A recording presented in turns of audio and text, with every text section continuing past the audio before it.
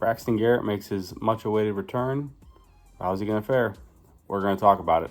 This is Krusty Case from the Gold Boys Network here, coming to you with the slate preview for May 12th. I want to give a shout out to our sponsor, Sleeper Picks. And before we hop into the slate, I wanted to recap our picks from the day before. So as I'm recording this now, we're sitting at 7-4 with 4 of our picks still live. Looking like it's going to be a profitable day. I've been rolling a bit as of late with these leans here. And looking to keep it going. So I'm going to make it a point to recap them going forward and kind of keep you guys in the loop.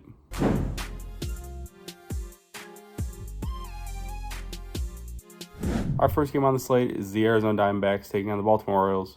This is Zach Gallen versus Dean Kramer.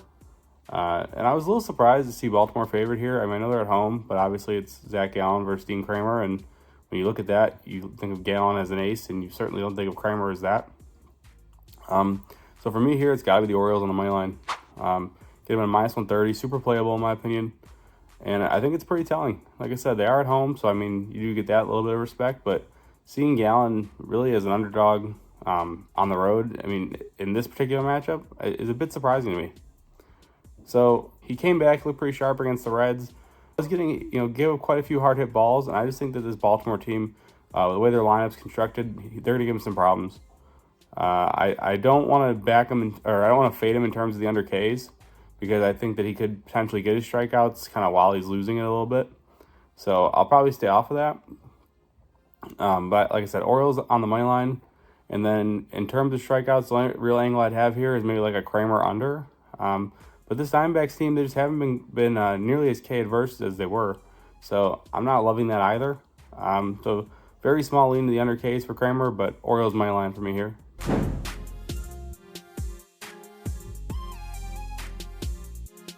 Our next one is the Chicago Cubs taking on the Pittsburgh Pirates. This is Kyle Hendricks versus Bailey Falter. And you have to imagine that this is really Kyle Hendricks' last chance to prove that he should still be in this rotation. He's been absolutely dreadful this season, as you've all seen. And his only saving grace here is the Pirates aren't really hitting a ton. But he just gives us so much hard contact, it's hard to imagine him pitching well here. So for me, I'm probably going to roll with the over. Bailey Falter's been serviceable, definitely serviceable, a lot better than I think anybody expected. But this Cubs team, super patient at the plate. We've seen it time and time again. They're going to put up runs. They're going to put guys on base. And they've got the guys to drive them in. And on the other side, like I said, I just don't think Hendricks has the stuff to stay in this anymore. He's maybe a mop-up bullpen guy at best at this point in his career. And I just think we're going to see that on display here once again.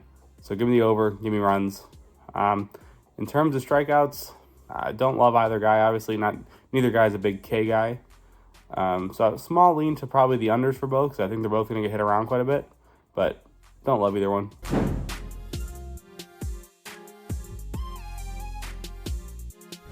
Our next one is Washington Nationals taking on the Boston Red Sox. This is Mackenzie Gore versus Brian Bayo. And I'm going to roll with the first 5 under. I've gotten burned on these a couple times.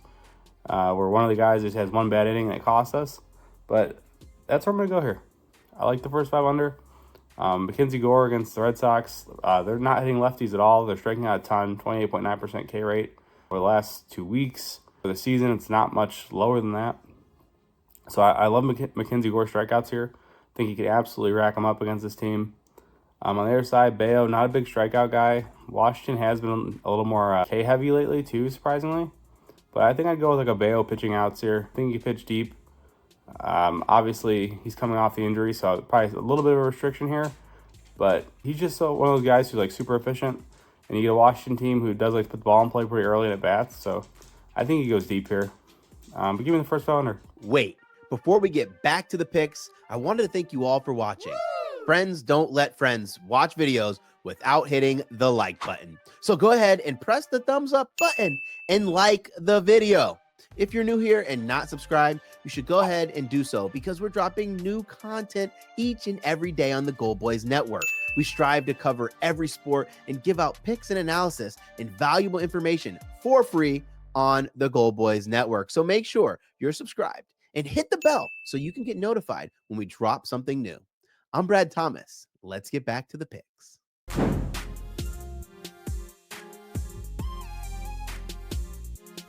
Our next one is the Minnesota Twins taking on the Toronto Blue Jays. This is Bailey Ober versus Alek Manoah, and I'm going to roll with the Minnesota Twins team total. They are crushing right-handed pitching. Crushing. Plus 130 over the last 2 weeks. Top 3 in batting average, slugging, every offensive category you could possibly want to look at. And I think that they absolutely light up Manoah here. We saw a lot of jokes after he made his first start that he woke up and he wasn't DFA'd, so you should be excited. This is just a brutal matchup for him here. So in his first start, he looked pretty good through like the first 2 innings, and then Washington decided that they were done being nice to him, and they took it to him. Here, Minnesota's going to take it to him, from start to finish. We saw them get to Gosman quite a bit, ton of hard contact, and it's only going to be worse here in my opinion. This team is loaded with lefties who can absolutely crush the ball, and I think Manoah's in for a very rough outing. In terms of Ks, I look at the Manoah under Ks. I don't think he's going to pitch very long, truthfully. I really don't. This is a brutal matchup for him on paper, and the Twins, as of like the last 2 weeks, really have been pretty K adverse. Sub 20%, surprisingly enough. In terms of strikeouts for Ober, I don't love it either. Small lead in his under, but this Toronto team is so tricky for me because they have games where like super quick at bats and they're putting the ball in play and they don't even give the option to get to it. It gets like a 2-strike count, and then they have games where they're just taking everything and then taking some awful swings with 2 strikes. So my favorite ones here are the Twins team total over and Manoah under his Ks.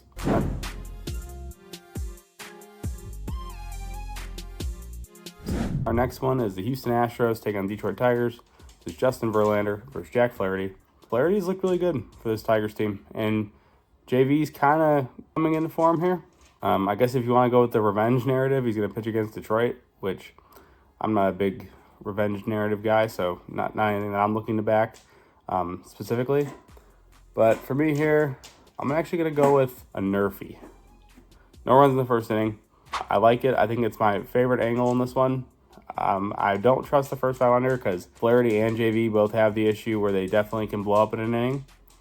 And I don't love the under full game because I don't trust this Houston bullpen at all. Tigers bullpen's outstanding. But we're going to roll the nerfy. We're going to look for 6 quick outs from these guys. I think they can get it done for us. It's my favorite look here. In terms of Ks, I'm going to go with a small lean to the over for JV. This Tigers team, last 2 weeks, like the 8th highest K percent with right-handed pitching. They looked pretty good against Christian Javier, but it's really because his command was absolutely awful. And then when Hunter Brown came out of the bullpen, he racked him up against them. I believe he had 7 and 5 innings of relief. So I think Verlander can get to his Ks here, depending on what the line is. I'm assuming like a 5.5.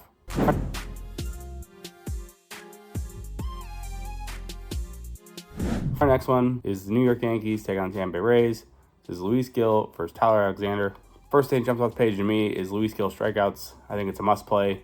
You get a super undisciplined Tampa Bay team here, and over the last 2 weeks, K percent sitting around 24%. So a little bit above league average, but it's just really the free swinging mentality they have at the plate for me against a guy like Gil who just has some blow away stuff here. I love his strikeouts. In terms of a side or total, I like the Yankees here. I like the Yankees to win. Obviously, backing Gil's a little scary because the command sometimes gets away from him.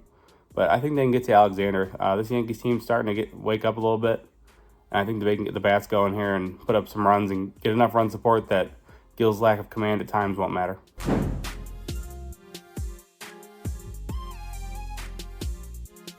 Our next one is the Philadelphia Phillies taking on the Miami Marlins. This is Zach Wheeler versus Braxton Garrett.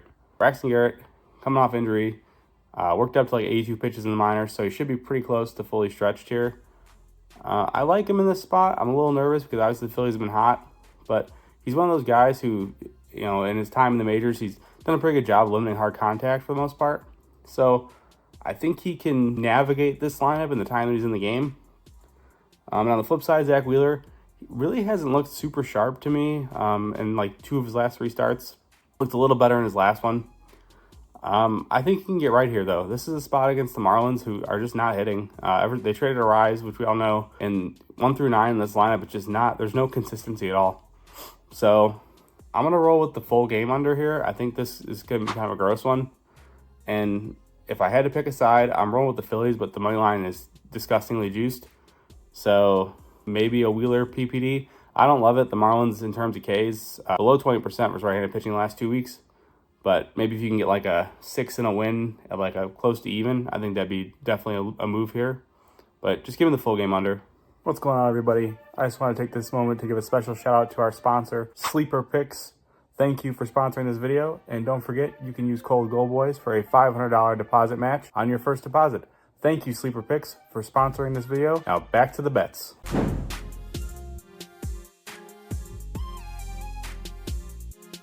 Our next one is the Cleveland Guardians taking on the Chicago White Sox.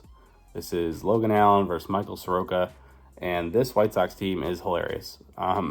They keep finding ways to win games, and it just continues to make me laugh because they shouldn't be winning games. Here, I don't want to say that they continue to win, but I also don't really like Logan Allen, and this White Sox team got to him the first time they saw him. So I'm going to roll with the over. I think we're going to see a ton of runs here. Logan Allen, not great in my opinion. This White Sox team seems to have his number at least for a little bit. And the way they're putting the ball in play, good things happen.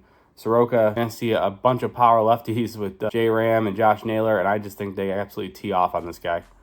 So give me the over here. I love some runs. Would also like a Soroka under Ks too. I think he's going to really struggle in this spot.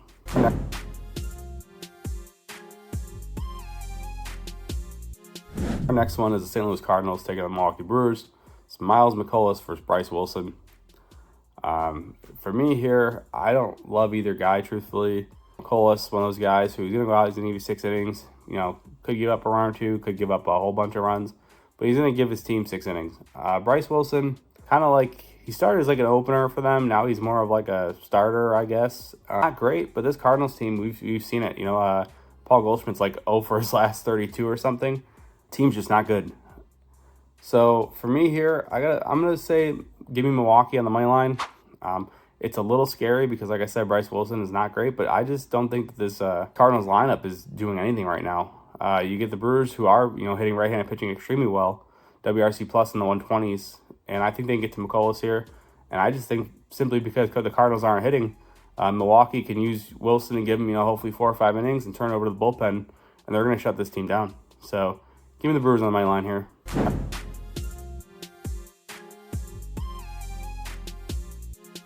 Our next one is the Texas Rangers taking on the Colorado Rockies. As of right now, they're showing undecided for the Rangers, but I believe it's going to be a Jose Urania bullpen type game again against Dakota Hudson. So the first 2 games of the series have been pretty much snooze fest. Definitely not what anybody expected. This Rangers offense has been absolutely terrible, and the Rockies just continue to be terrible. So I'm going to roll the over. I don't see how the Rangers go into Colorado and we don't end up with at least 1 over in this series. And if there was ever one to have, it's going to be this one. Assuming it's Urania, we all know walks are a huge issue. Going to be a ton of guys on base. Hopefully the Rockies can find somebody to hit somebody in. And on the other side, Dakota Hudson's just absolutely awful. There's no other way to put it. Expected batting average against is right around 300. Expected ERA is right around 6. This guy is serving up batting practice, to probably put it the nicest way possible. Texas has to get it going here. This is the one spot. They couldn't get it going against Austin Gomber, which I think is hilarious. Couldn't get it going against Ryan Feltner. And now you get Dakota Hudson, who is probably the worst pitcher on this staff. They have to get the bats going here, in my opinion. So we're going to roll with the over. Total is not listed right now. I'm assuming it's going to be like a 10.5, and we're rolling with the over.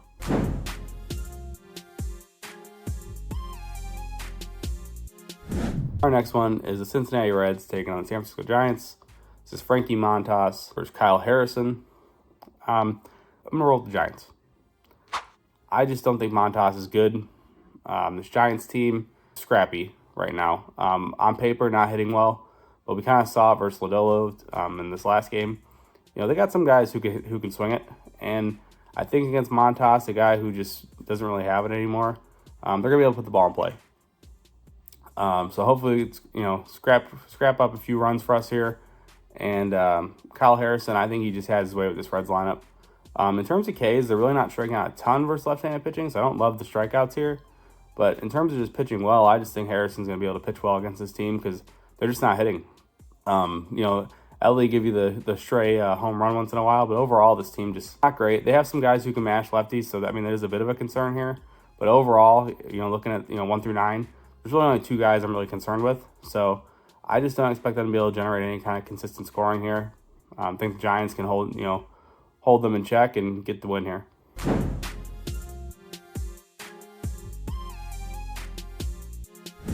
Our next one is Kansas City Royals taking on Los Angeles Angels. This is Seth Lugo versus Patrick Sandoval. Give me the Royals. They're favored on the road, -140. And for me, when you have Sandoval and Lugo, who in my opinion are like kind of the same tier pitcher, being a -140 favorite on the road is extremely telling in my opinion. You get a Royals team much better offensively than this Angels team is. And I just think Lugo right now, he's so locked in. We've seen it, I think, like 3 straight starts now. Started throwing his curveball a lot more, getting a ton of whiffs on it. So I like his strikeouts here too. I think it's just a spot where he can really, use that curveball to his advantage against this Angels team. Curious what the line's going to be, but I would assume like a 4.5, even a 5.5 plus money. I'd definitely be in here on Lugo K's. Sandoval on the other side, I would look to fade his K's depending on what the line is. This Royals team just overall super K adverse. A great zone contact, great chase contact team, and they just are really, really having a great time at the plate in terms of putting the ball in play. But give me the Royals on the money line.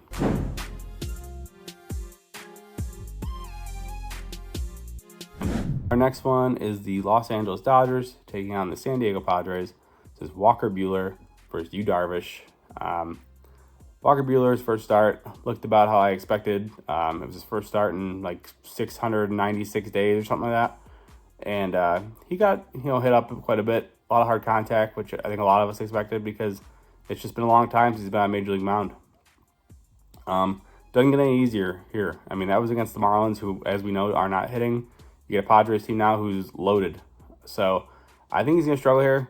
I'll actually like the Padres on the money line. I do see the Dodgers as a favorite on the road, which, I mean, it's the Dodgers. They're going to get that respect no matter what. But I just don't think Walker Buehler is in that mode yet where he's worthy of being a favorite on the road, in my opinion. Yu Darvish hasn't been great, as we all know. Has had 2 injuries this season. He's made 2 starts since coming back from this last one, and he's looked okay. I'll say okay. I think that he can get his strikeouts here, too. This Dodgers team, for whatever reason in this series, has just been striking out a ton. Michael King had 11, I want to say, and Waldron, who not known for strikeouts at all, I believe he had 6 in 5 innings. So I like Yu Darvish K's here. I like the Padres on the money line. I think they pick up a win here. And like I said, I just think Walker Buehler is going to struggle. Fastball was down a tick in terms of velo. I'm not sure if it's going to, come up to where it was 2 years ago. But until it does, I just don't like him. I don't think the stuff's there. And I think we're going to see that once again.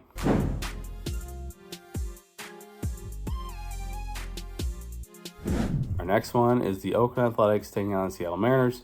It's Alex Wood versus Luis Castillo. Alex Wood was supposed to start in the last game, but they pushed him to this one, so we'll talk about him again. Seattle, super heavy favorite on the money line. Rightfully so. It's Luis Castillo. So for me here, I like Luis Castillo player performance double. Likely going to have I'm guessing 7 Ks in a win to get to even money, but I'd be in on that. This Oakland team striking out a ton, top 3 in K percent, bottom 5 in chase contact, zone contact, and Castillo can absolutely run it up there. So I expect him to blow by these guys. I expect him to have a nice game. On the other side, honestly, Alex Wood, I think he can get strikeouts. This Seattle team makes everybody look good, and he's got kind of a goofy delivery with a decent changeup, and I think he can make some guys look awkward here. So give me both guys strikeouts to go over, and like I said, my favorite play here, though, Luis Castillo, player performance double, 7 Ks in a win. Should be close to even money.